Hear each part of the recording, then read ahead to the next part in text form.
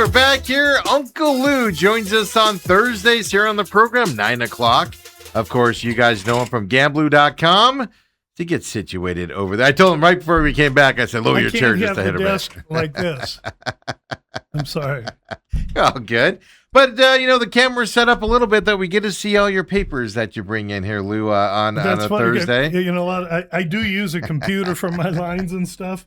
But I am old-fashioned dude, and I use papers and I use colored pens. Yeah, we usually don't. Old dude. We usually don't show off all. You show your individual papers, but we don't show the thickness that you bring in usually. So there it is. NFL schedules in here. I have my team by team. If I would say this, my briefcase is here. If somebody took that, I'd just go jump off a bridge. I'd be out of. Literally, I couldn't live. Lou, first of all, Thursday, Gamblu.com, VSiN, of course, contributor as well. First of all, how you doing? Tell everybody where they can find you, all of that good stuff, because we have a fight over in Shanghai, China this weekend on the UFC side. So for everybody that joins us from that neck of the woods. Oh, yeah. For any new international viewers, thank you. And for any regular viewers, no matter where the heck you are, thank you. I am Lou Finocchiaro. I have a webpage called Gamblu.com. I am simply a man that tries to derive profit from select sporting events. Those sporting events are listed on the top row of the Gamblu webpage. And while I'm eager to highlight the sports I work and what I do, any interested party can do that on their own. Where I'd like to direct you is to the far right, the San Xavier Mission, which is the oldest mission in the United States. It's located in Arizona, south of Tucson, just about 15 minutes. And they're doing some really good work there. And I've been a big proponent of them since college. We try and direct contributions to them whenever we can, and we encourage others to consider doing the same thing. Winning gamblers got to give a little back, and this is a great place. There's a link right down there that Ethan's showing right now that you could go directly to the mission itself. You don't have to go through Uncle Louie or any of that kind of riffraff. It's all about them. And Steve allows me to mention that every week when I come on this show. So I'm more than happy to share my other insights because of the great respect he allows me to pay to the mission. Absolutely. And like I said, in this day and age and what you do, it's a seedy business you're in that it's becoming more mainstream and more mainstream every time, but it can be seedy, and it's nice to see that there's some benefits to the backside out there. So I like that you highlight that and you do that type of stuff out there as well, Lou. And don't forget, Sneak Tea podcast for this week is up. Mention those. Yeah, you got to do that. I never do. I'm not. I mean, listen, I do 2 podcasts. It's totally about gambling and the UFC. Yeah. The 250 or 280 people that tune into my podcast every week, and they're from all the places I think that we get listeners from here. First of all, thank you, but they're gambling on UFC events. Now, if you're good at that, I would think you would find my free advice worthy of consideration. If not, no big deal. For those that want it, it's there. And I never mention it because the mission's more important than the podcast. Yeah, and on this program, we're not like VSiN that you're on VSiN and it's just gamble, stuff like that. And here we have a little bit more fun. I like the insight, the background on the fighters, and more of the business side type of thing.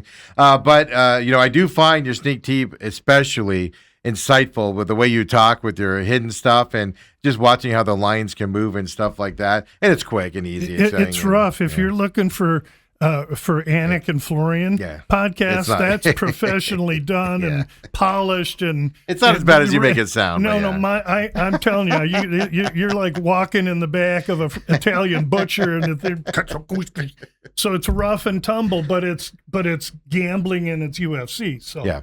And then about business. Now the fight's in China, which probably means that the weigh-ins are Thursday tonight. Yeah. Tonight sometime, because it's a 3 a.m. main card coming up this weekend. We'll talk UFC coming up here, of course, as well. We'll look back at last weekend. We'll talk some NFL, too, because we don't have a lot of UFC to talk about. Well, that's the problem this week with the China card, right? It's very regional. Especially for Phoenicians, Steve, it starts at midnight. Yeah. Till 3 is the prelims, a bunch of nuts. And then from 3 to 6 or 7 is the main card. Well, chances are Uncle Louie going to bet one or two of these late. And when I take my dog, I'll come back and check results. Exactly. So it's a time of a deal, but we do got to talk last weekend. But first, right, NFL. Yeah. Last weekend of preseason is upon us here. Yes, we're isn't seeing that great. We're seeing signing. Yeah, and then there's roughly a 10-day break. I know it differs depending on their team and stuff to that effect, but we'll just call it for simplicity's sake a 10-day break before the regular season begins here as well. And we talk to you all the time, Lou, about preseason. You pay attention to the injuries. Like you've been all over the Chargers losing their center here for the season. I saw that on Twitter with you talking about that loss for them. We're seeing some additional signings here that guys already in camp, stuff to that effect here as well. So going into this weekend of football, are you waiting for these games to end and then you're just in regular season mode at that point? Because cuts are Sunday is what I'm getting at. Mm-hmm. And then are you in regular season mode at that point, or is there still a delay because of the time frame difference leading up to the first games of the season? No, I became involved in regular season mode a week or two ago when I tracked the first set of lines. You can't see that. I tracked them when they came out in April, and then I tracked them again August 1, right before camps open. I want to know what the number opened at when Aesop was putting out numbers and knuckleballs were betting the NFL in April. I want to know what those numbers were, and then I check them with what they were right before the preseason starts. And now I'll check them again once week 3 is over and see how that all looks compared to the notes that I have on each team, what I've seen myself, which really I think helps a lot. I just haven't watched the hours that I normally have, but I've seen quite a bit, and seeing helps. I think it has to be part of my handicapping anyway. So I'm real ready. I think I have pretty much the teams that I'm positive on diagnosed. And a week from now, I was going to go to Vegas and make all those positions. I'm still going to do that in a week, but I'm going to have to do it in other capacities. Change it around a little bit because I'm traveling. Yeah. I have another trip that came up. So, but right now I'm ready to go. I have strong general thoughts on many teams. I've already bet and told people about Seattle under 10.5. I'm high on Baltimore under the 11.5, and I'm also high on Kansas City under the 10.5. Those three, I would say, are the Rock of Gibraltar 3 unders that I have so far this year. Those are the ones that I have publicized and shared with anyone that would put a microphone in front of my face. So I'm consistent. Those are the ones we'll live with. And in a week, when I come on Thursday, then we will have had the first game the night before. So at that point in time, and you're still able. That'll be in 2 weeks. The season starts on the 9th. So next week there'll be no games, and then the week after. Oh, that's right. So you know, it's after the Labor Day weekend. Yes, a little bit later this year. So 9th, 10th, so and then I won't the 11th, have the over next. Yeah, I may give it out before I actually even or when I play it, or just after I do, because by then there won't be anything happening between Thursday and Wednesday when they drop the puck on the first game of the season. Except for college football, which a lot of people will be dumping money into. And how do you bet that? This weekend you got North Carolina and TCU over in Dublin. I don't care what you got and where. I don't know how you handicap the musical chairs they've been playing, and I think college handicappers have that frustration as well. I've talked to a few guys that work just college, and they're like, they can't find time for anything else. Yeah, you're absolutely right for the musical side. Quick question for you, and I'm not expecting you to answer this in terms of, because I don't think it's going to affect your overall view, but a good defensive player, for instance, gets close to this level. Suspensions of games coming up and stuff like that. I talked about at the end of that hour there. Beginning this season, the NFL came out and they're going to place greater emphasis on 5 player health and safety rules violations. Hip drop tackles, which injuries happen for that a lot over the last several years. Horse collar tackles, launching, hit on a defensive player, and blindside block hits there. if you commit 3 offenses in any of these categories during a season, automatic suspension for 1 game moving forward. If you commit 1 violation, 50%. And then at the end of the season, they get fined back and stuff like that. Let's just phrase it that way. But, a player's got 2 of these penalties against him, later in the season. And things like that are going up into a big matchup. Is that going to change any of your handicapping that he could end up being suspended for a game or he does get suspended for a game? Is that enough for a defensive player to affect handicapping at any point during the season that you foresee? To be alarmed at this after a player has 2 infractions and when he has his 3rd is 2 months too late. One must understand where this is all going. And this is simply litigation. Mm-hmm. This is the NFL saying, hey, look, right before the 2026 season, we handed out this set of rules as here's how we are trying to discourage injuries in our game. They are a meat grinder, the NFL. They care not for the players. However, they care about money, and so their attorneys and the attorneys for the players who are suing them because they can't talk or eat soup when they're 50 are in court battles. This is all about litigation. And the NFL evolution, does it affect my betting? Kinda, but it does both ways because it's blind in how terrible it is. It happens to both sides at any time. Mm-hmm. So it's like the coin flip. You live with it. But make no mistake about it, there's a reason the NFL is investing millions in flag football. There's a reason flag football's in the Olympics. There's a reason all these kids in high school playing 7-on-7. Eventually, that's what it's going to be. I'm just telling you, the NFL, like I knew it, is not here anymore. And my days of handicapping it are really numbered. A couple years, because I can see what's happening. Do I want to rant and rave and criticize it? No, because it's impending. The attorneys are going to run it, and so I'm just going to realize and try and get out ahead. Yeah, and interesting enough that you say it that way because they're also coaches, are going to be fined or at least have to go to meetings if it's excessive, but they're also going to start finding excessive if there are excessive violations in these categories with NFL teams. So you could have, let's say, 12 players following these infractions. They deem it excessive. They're going after the teams now for excessive fines. Obviously trying to squash these plays and stuff to that effect. It's more proof that they got, hey, I did everything I could to prevent this. What do you want? Me as an owner, I'm 82. I can't go out there and stop them. I did everything I could. This is all a bunch of whack job bullshit. Yeah, yeah. Whoa, Lou, come on, man. No, just kidding. I'm sorry. It's just no, big you're money. Right. It's all big money. Yeah. Yeah, and then that's the whole point of it. That's what tells you that. It's because it's levied on fines. Now you're getting me all fired up. And Steve stuff knows like how to that. poke the stick at the lion. I saw it last night, and I was like, bringing that up with Lou tomorrow. Bringing that up with him. The other side of it is you're giving. That also tells me that refs are being told those are more of an emphasis than normal going into the season, which means you're going to have flags that are going to affect games, particularly later in games, because they're being told to flag those probably going into it. So late in the game, a guy goes, questionable hit, they're going to throw that flag more times than not. 15-yard penalty, ejections, whatever's going to happen. He said you're going to have flags affect games. No, you're going to have more flags affect games. Well, okay. Because there already are flags that affect games. Now you're going to have more. I just want you – this is how I see it converted into what it means to monetary evaluation.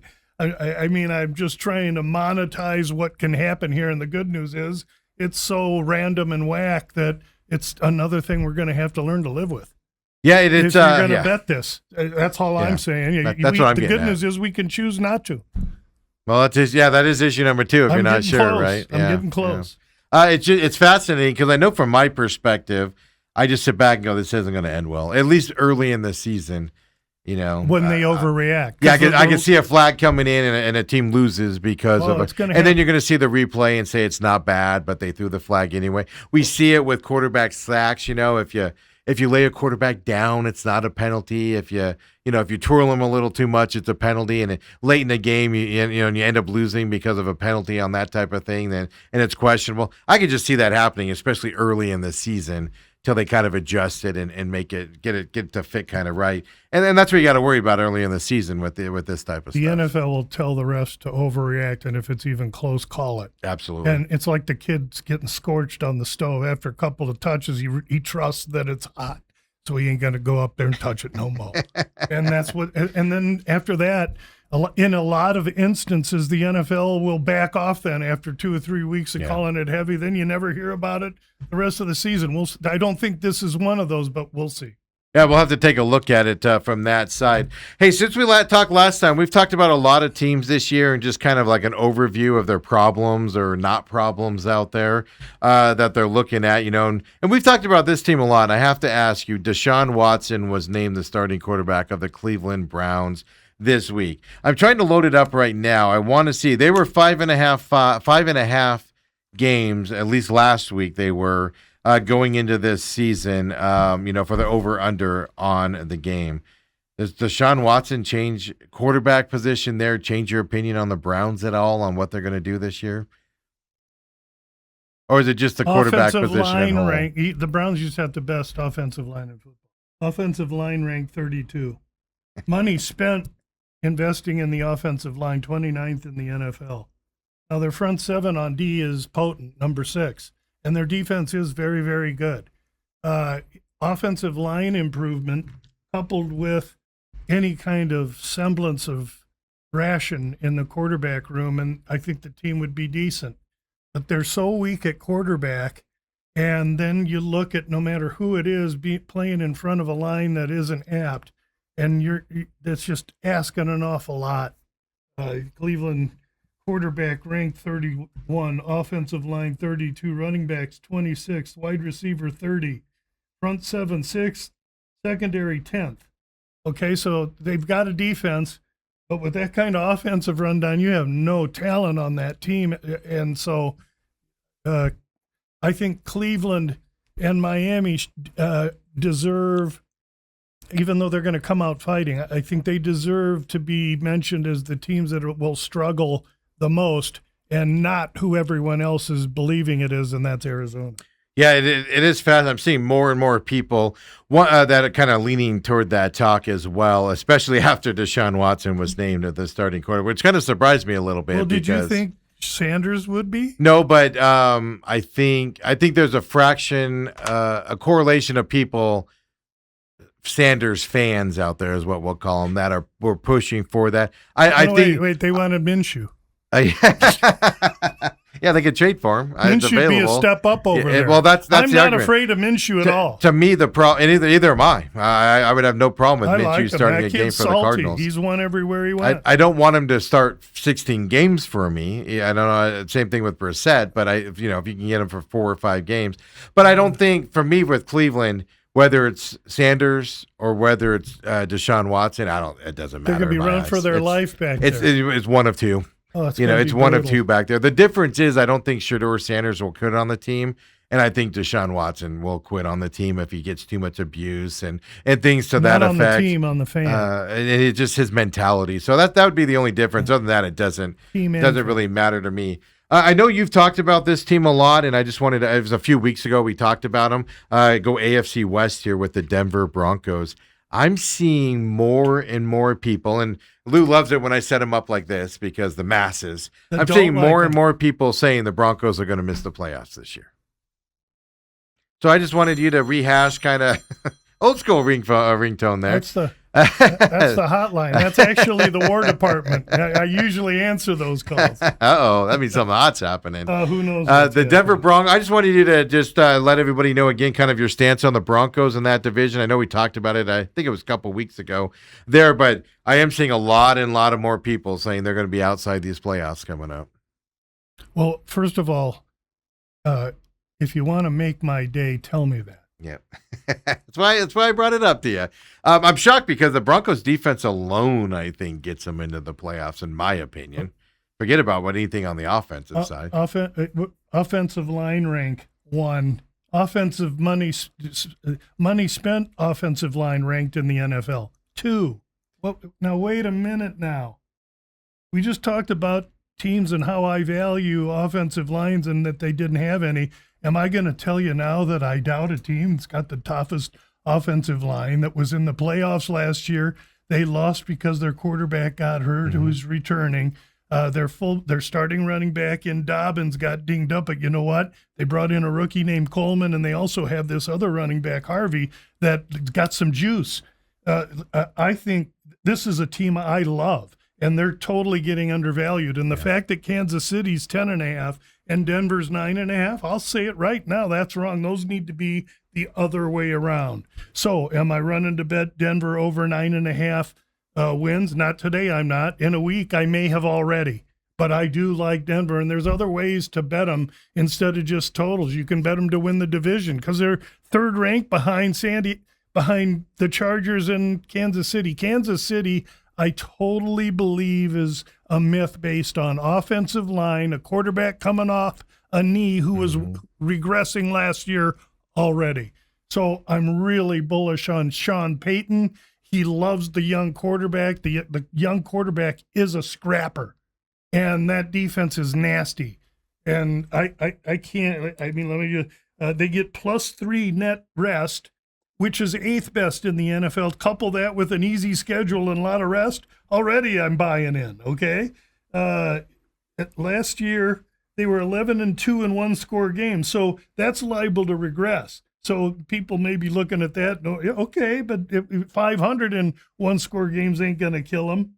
Health luck, they were 8th of 32 on defense. So they were the 3rd best on health.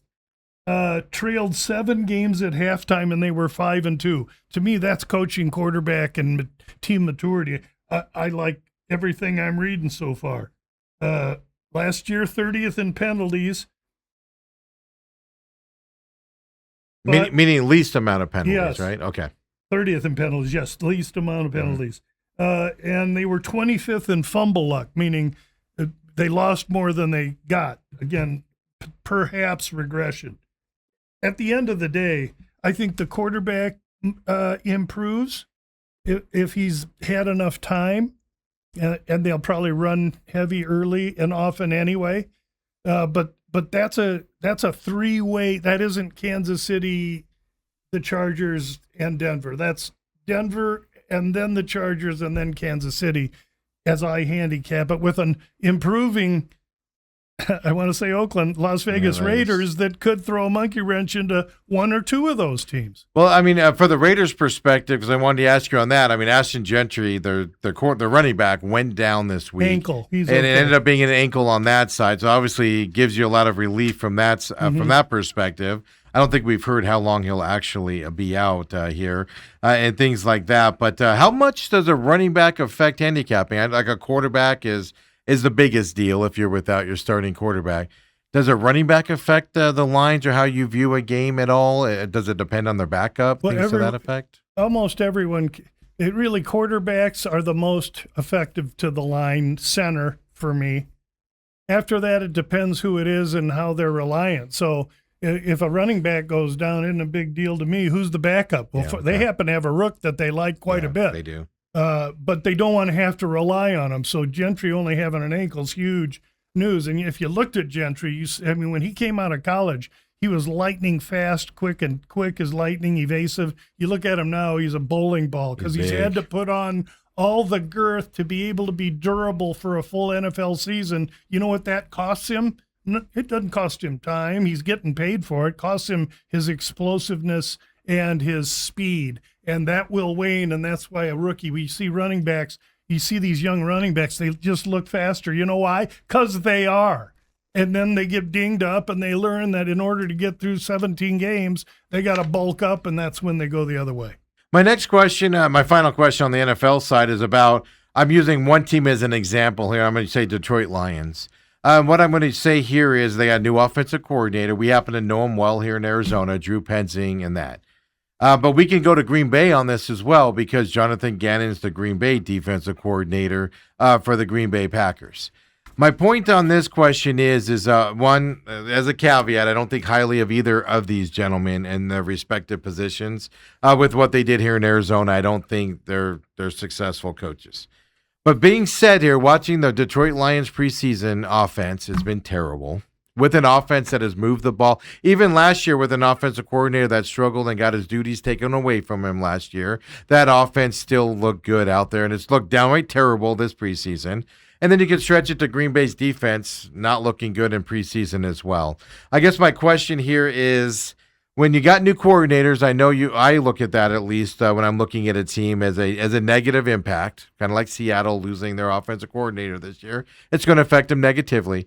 And then when you see the offensive coordinator, defensive coordinator struggle in preseason, does it add, or do you just have to wash it out and just go with what you know about the team and those guys? Yeah, I really track coordinator changes, but in this case, and this is a rare thing to say, even though Petzing is the first year guy coming in, he might be better than Campbell, who was the head coach trying to do the job last year. So I value that less. Lions, easiest strength of schedule in the NFL. Lions +1 net rest. So, like, I'm worried about net rest and everything with the other teams.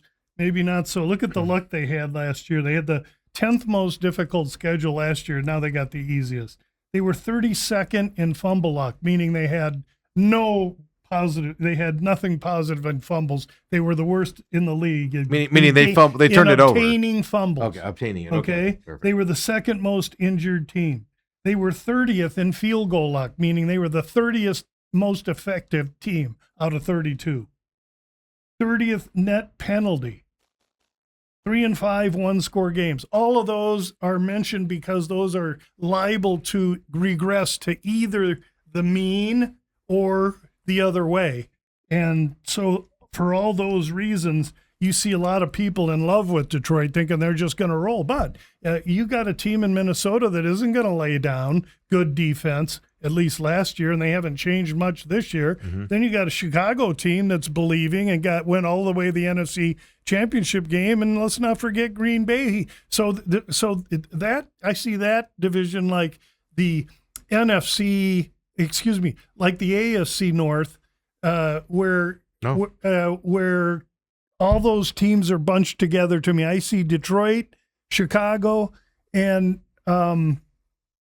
Minnesota here, maybe Green Bay a half a notch below, and maybe Minnesota and Green Bay toggle. I don't know.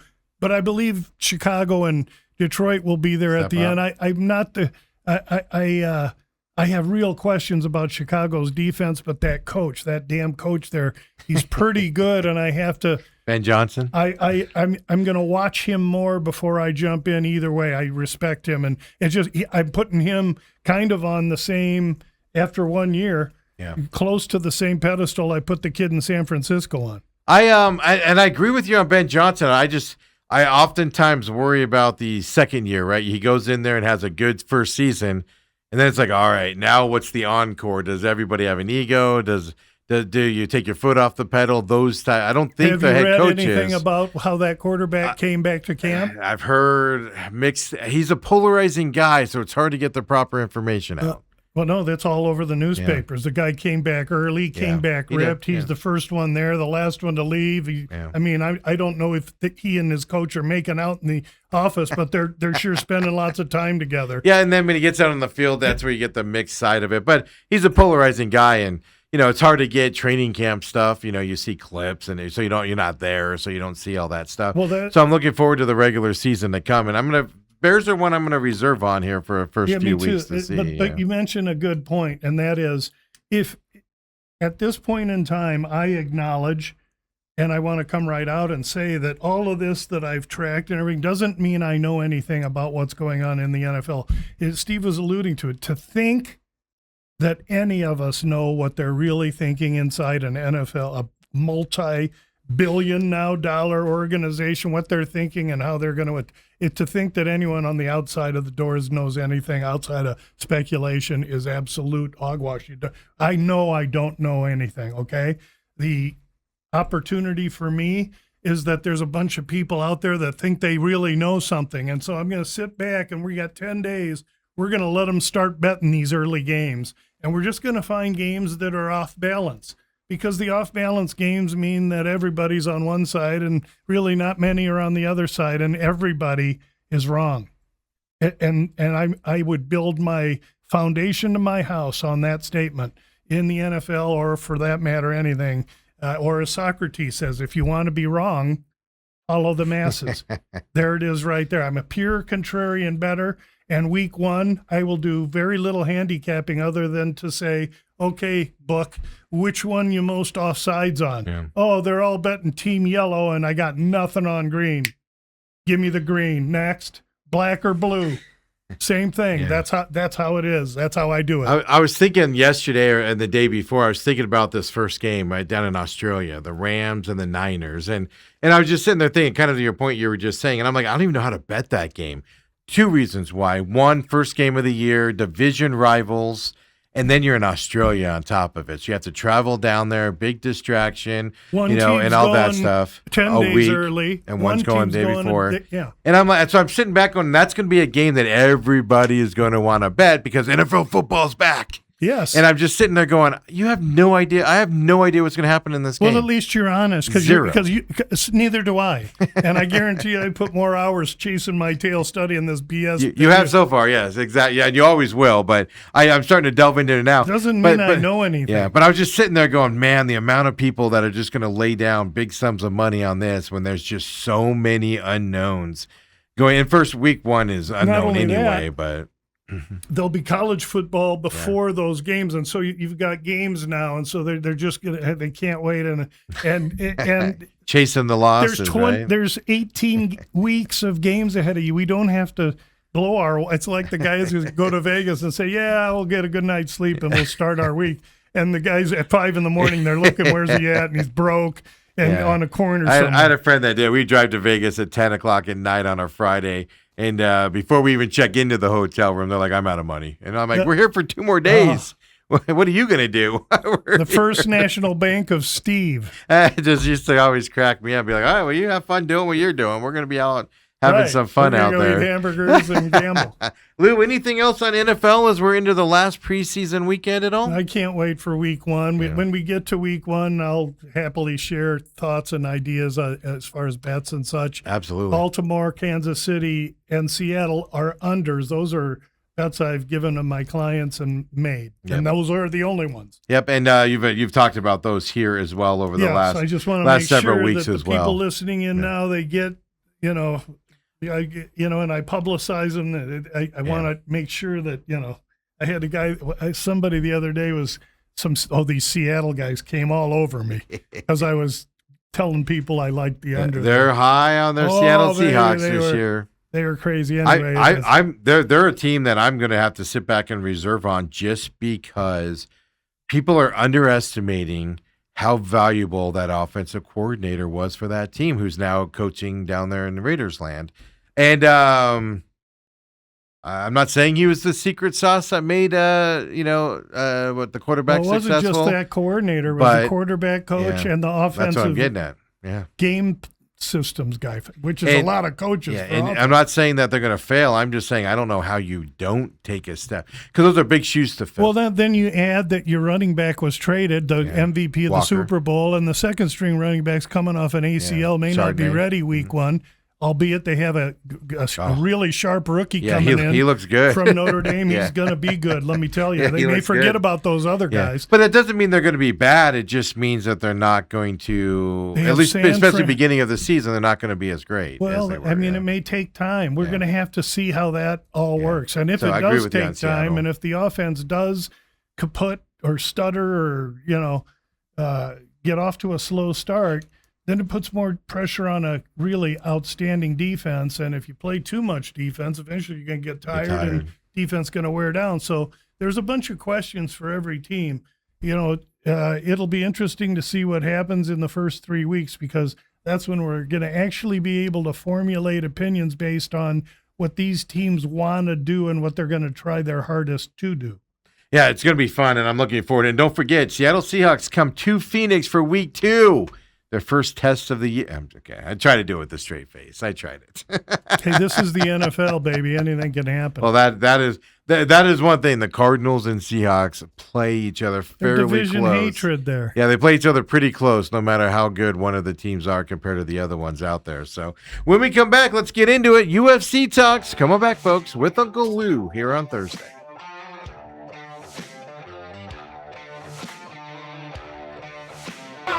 And we're back here, main event on Thursday with Uncle Lou, as always, here on this Thursday, 9 a.m. Join us live on YouTube. We're here 8 to 10 a.m. Lou comes in at 9 for the hour as well. And Lou, this weekend we're in China, but I want to look back last weekend here really fast at last weekend's fights there from Sacramento, California as well. You had a good weekend overall, I do believe, if I took my notes properly here last weekend. Yes, thank you. It was another very profitable week for us. Again, we seem to be seeing the ball real well right now. That doesn't mean it continues, but right now we seem to be seeing the ball pretty well. Just a couple of fights I want to ask you about. That's all right. Chris Padilla in his fight there, round 3 submission for him. He's a local kid, correct?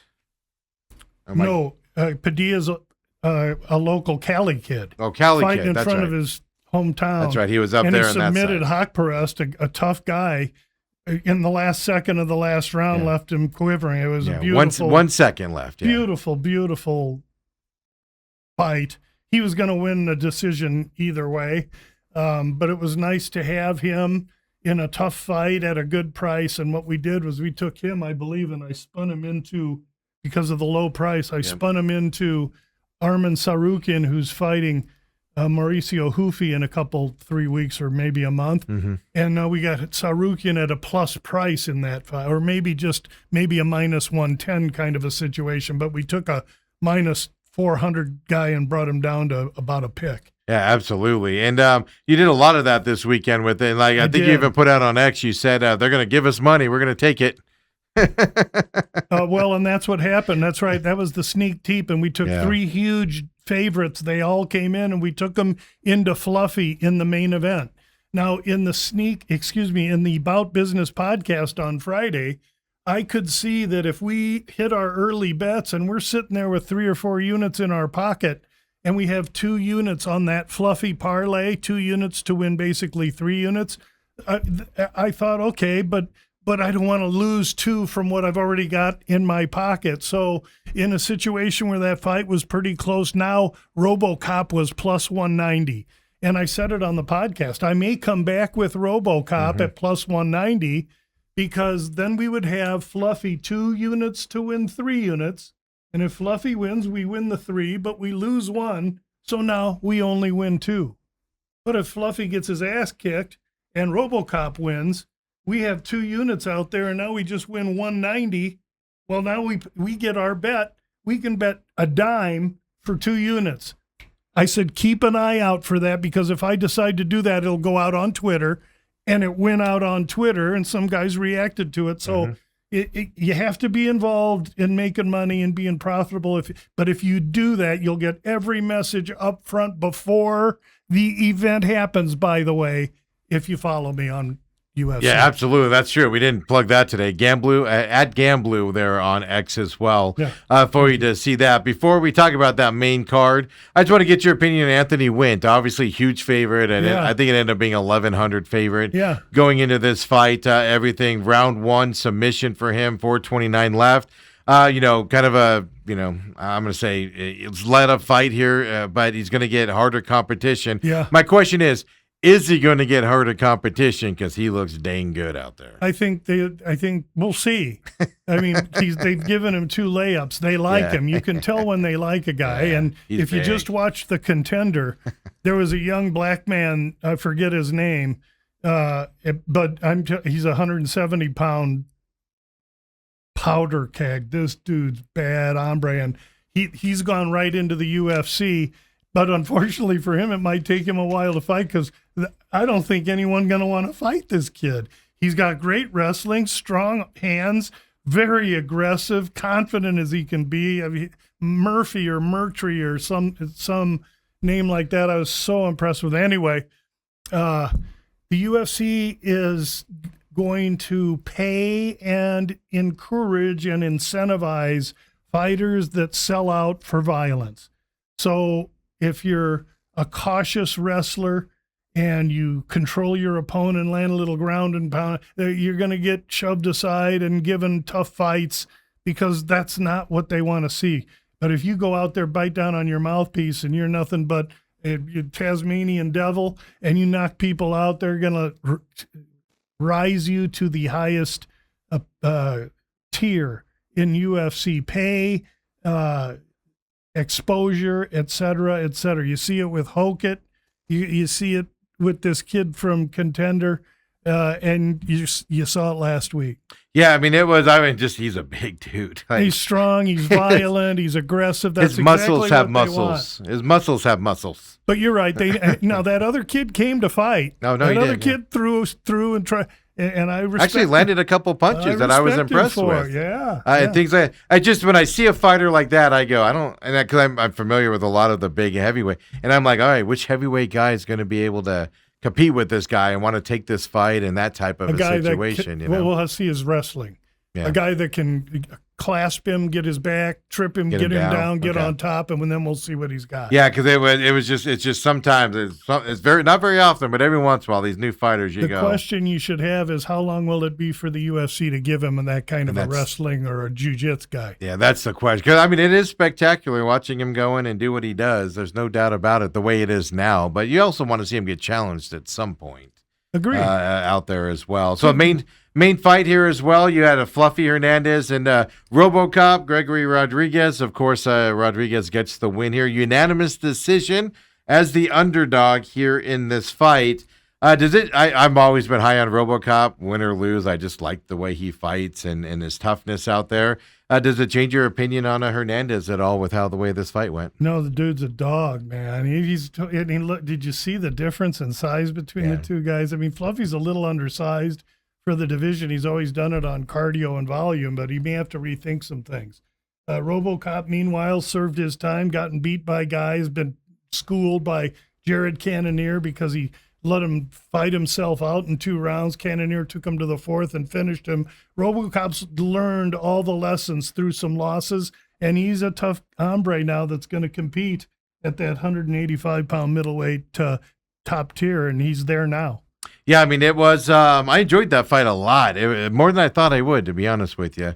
In that fight, they're both tough as hell. They're both good guys, and it's something where I've always paid attention to RoboCop's fight. I've seen the last couple Fluffies, but I'm going to be definitely, next time I see them on a card, it's going to be much watched television. Well, it might be a while because both guys reportedly suffered broken legs. I would say beat up a little bit in this each other. Yes. I mean, think about that.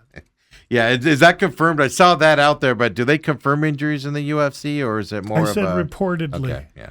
Thank you. I'm very cautious about that. I'm not going to proclaim something that. Yeah, I saw that, and then they never really, unless a fighter says it, I just sit back and go to that. But this week, Lou, we got a China fight from China coming up this weekend.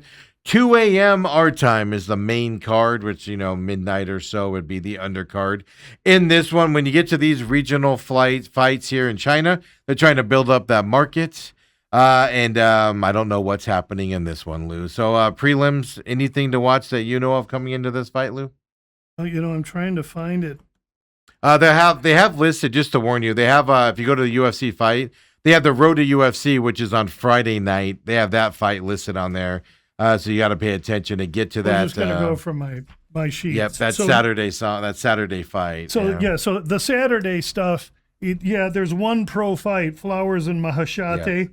I'm not even tracking it. I'm not tracking Saturday. That's the Friday night fights that are out there. Yeah. The only reason I'm tracking the undercard to this fight card is because if there's something that's substantial and change, I will report it in the sneak teep. I would have reported it in the sneak teep, which was last week. How many of these? 6 of the 11 fights are lined minus 250 for the favorite. So that means there's only 5 real fights for me to be able to get my teeth into. And I'm trying, if there's one undercard fight we could talk about, maybe, oh my God. Steve's going to love me. It's Jingen. Are you going to talk about it? Yeah. You're going to do it? Yeah. Oh, the Lordy. women's fight. Because Pilastri's 10 years the younger fighter, even though she's shorter. And she's a favorite. The 250 favorite. The Indonesian fighter, Jing Yan, lost to Angela Hill. That's not a huge embarrassment, but Angela Hill's 40. So I like Pilastri based on the youth here a little bit. And even though she's minus 250, if you take her via decision, you could get that price down a little bit. But again, because of the timing of these fights, I'm probably not going to invest. The Bout Business podcast will not release anything on the undercard, I can tell you right now. And the only thing I'm probably going to do on the main card is 1 or 2 fights. So I don't mean to skimp over it, but many of these fighters are debuters. Yeah, a lot of debuters. There's a lot of them that are, from the area. I mean, you got Tsutsura minus 650. He takes on a guy from Peru. So you have all kinds of mismatch kinds of. The only one I see here, I mean, an Australian and a U.S. fighter here, featherweight bout that's almost fairly close to a pick-em. Is Jack that an Jenkins. undercard fight? That's what they have it listed here. That's what I was wondering if it maybe moved up. Jack Jenkins and Sean Woodson. That's actually a good fight, and that one you're right. I have Woodson minus 150. Is that what 155 right now for him? Yeah. And what's the total in that? 3.5, 2.5? 2.5 minus 165 to the over. Yeah, I think this is going to be a good competitive fight. Woodson's 7 inches taller. So Jenkins is short, squat, power guy, can wrestle, and he's an Aussie. So he travels a little bit. Woodson travels well more at 34, 6'2", long, lean, lanky, 11-inch reach advantage. So if he can keep it on the feet, kicking and striking, he's going to have advantage. But if Jenkins could get in on him and get him down, I think he's got a really good opportunity. And Jenkins is an underdog here. Sometimes Woodson can be frail, and I think there's enough dog in Jenkins to take. And Jenkins is desperate. I think there's enough dog in Jenkins to take him late. I lean to Jenkins here as an underdog. Yeah, right now he's plus 130, and we use DraftKings here on Thursday morning for those of you catching us at another time out there as well for Jenkins. On that, that's the closest prelim fight kind of odds that you see out there from that side. Then you get to the main event, and you're getting more of those, a lot of black pictures out there, shadow pictures there, which either means late fighters added in or new fighters coming into this deal. It's some of those road to the UFC, and then they bring them in. What actually happens is some of those fights are taped, and the results is already known because the real fighters who won have been off a week waiting to fight on Saturday. But the Friday thing they show is taped, and if you don't want to, if you want to know, you can find out. Obviously, you can't bet them after the result. I don't think that. I mean, they were born at night, but not last night. So it's that hanky panky. So I don't pay attention to it. You got to be in the UFC, have a couple fights in order to catch my attention. Absolutely. So I tell you what, on the lower part of the main card here, any fights that you said you only got a couple you're looking at. I got 3 to talk about. The first one is Perez and Su Mudaerji. That is a rematch from 5-6 months ago, where they were having a fight also in China somewhere, Muerji's backyard.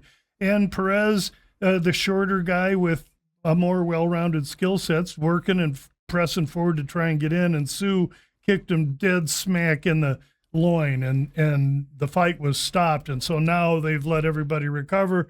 They're coming back. And so Su is a long striker that has been training at Team Alpha Male, learning how to utilize takedown defense and eventually get an evolution into wrestling. Wrestling takes a long, long time to acquire, but he's trying. And there are many Chinese fighters, Yadong on this card, Yan Xiaonan on this card. All of those Chinese fighters are at Alpha Male, and they're learning how to wrestle because they are really apt at striking, and that's how Su is. Now he takes on Alex Perez, who's been in with better, and he's probably ranked a little bit higher for this rematch. Su wants to replace Perez. Perez 34, Sue 30. So it's not that big an age difference. Perez just hasn't been overly active. So in the first fight, Sue was probably winning when the kick occurred in the second round, I want to say. Now in this fight, Perez going to China again. This fight, what's the total here? 2.5? 2.5. And it's minus 105 to the over, minus 125 to the under. Yeah, because Perez had better finish Sue, because if it's a close fight, it's going to be home cooking. So yeah. Tough one for Perez. Sue opens minus 170. Now he's minus 218. Now he's minus 218. So competitive fight, rematch, should be interesting. Probably lean to Sue decision unless I have some reason to think that Perez can get it done. Now, because the other fighter is local and Perez, traveling obviously over there and things to that effect, weigh-in's important on this at all? Well, no, because Sue will get there. He trains in California at Team Alpha Male, so he's got to travel too. The thing is, he traveled 10 days ago. That's what I'm getting at. He traveled home, right? Stuff. Yeah. He traveled home, whereas Perez has to go and stay in a hotel. That's right. It's a little different for Perez. So, you can the travel isn't the aspect, but Perez's weight cut will be of interest because Perez has missed weight before. Interesting on that perspective. What's the next one you got for us here?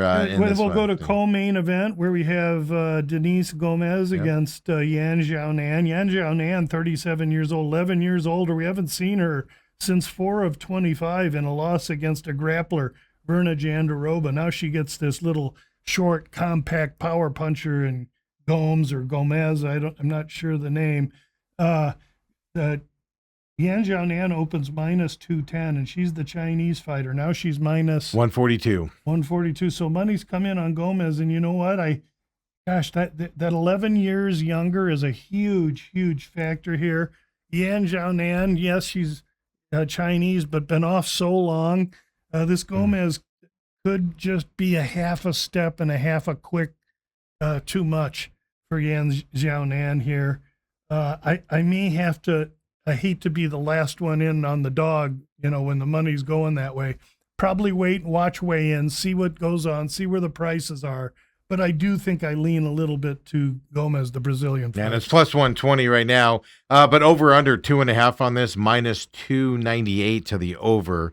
So they're saying decision here. So, you could get a little bit. If it's a close decision, obviously you got to kind of think about that. Fight does not go the distance, plus 185. Why do I know that? Why do you know that, Lou? Pick up on that if you would, folks. And then you got the main card here, the main event of the main card, if I can speak. Bantamweight bout here between Umar Nurmagomedov and Song Yadong here as well. And Song Yadong I've seen a few times fight, and haven't been too impressed with him on that. He's a big underdog coming into this. He's chiseled, he's fast. Yeah. He's willing, he's tough, he's focused, he's dedicated, great hands, tough as he can be, good jiu-jitsu, wrestling evolving. He's a legitimate top 6 guy in the division without question, though. When he gets to an O'Malley or an Nurmagomedov, it gets tough. And you got Dvalishvili and Yan in there too. I mean, it's a wrecking crew, but Song Yadong belongs. If I can play the tongue twister. Yeah, he just beat Figueiredo, I think, last time he fought. Yeah, he beat the brakes off Figueiredo. And then Nurmagomedov, Song's opponent, fought Figueiredo to a decision. And so everybody thinks Umar is, not all that. And this fight's probably going to be a decision because that's how much respect I have for Yadong. But I don't care where they hold this fight. Umar, his wrestling, I think, is just too much here. And he's going to take Yadong down. He's going to be able to keep him down. He's just going to have to rain enough damage on him in order to be able to win this fight convincingly. Okay. He's a 600 favorite right now.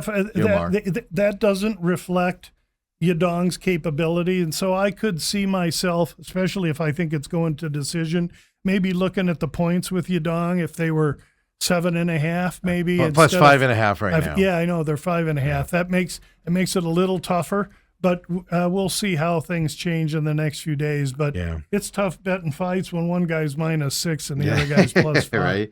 And it's just, I'll have to pay attention to Song Yadong. It's just, I mean, I'm not saying he's not capable. I'm just saying that his last couple of fights, I just haven't been like, this is somebody that's a powerhouse and be paying attention. He's very. I don't know. You might have to pay attention. I believe he's top 6 in a really killer weight class. Over under on the main event here is over 4.5 minus 220 to the over as well. But you're saying probably going to be a more of a wrestling match than a striking match, most likely. I'm not. With Umar?